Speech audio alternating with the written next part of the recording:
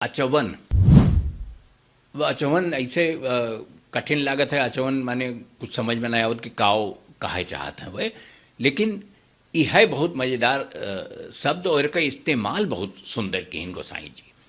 अयोध्या कांड में वो एक चौपाई लिखिन, जो अचवत नृप मातहि तेई और नाहित साधु सभा जहीं से। ई किस्सा ई होए कि वह अपन लक्ष्मण कहत हैं कि भरत का राजा बनाए दे हैं और 14 साल तू जंगल में रहबो, राम से कहा था अपने बड़े भाई से।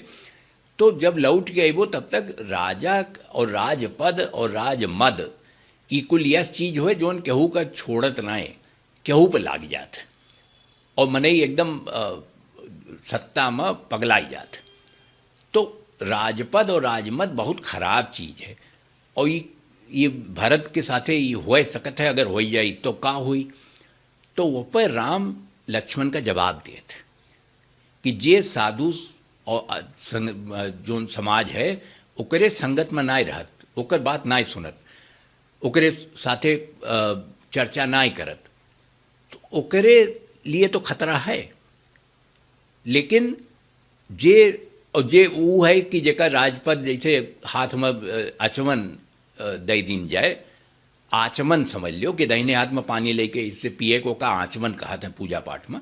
तो वो आचमन जे पाई गए राजा पद के मिल गए ओका, तो ओके दिमाग तो खराब हो सकत।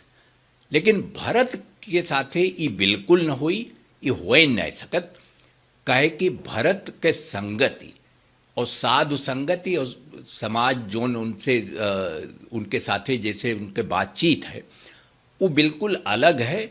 और राम का पूरा भरोसा रहा कि भरत के ऊपर राजपद गए कि राजा बने के कौन अवसर न पड़ी।